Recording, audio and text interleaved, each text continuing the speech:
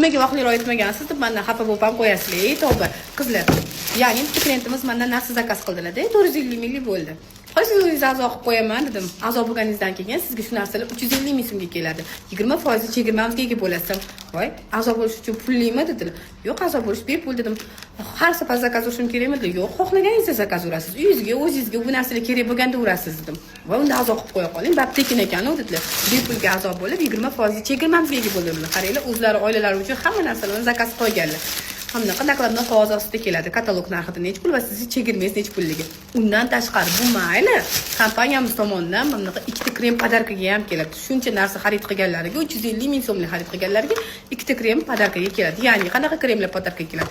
Yuzni tiniqlashtiruvchi, yuzni tortib beruvchi ikkita kremimiz sovg'aga oladilar. Siz nimaga vaqtingizni yo'qotyapsiz?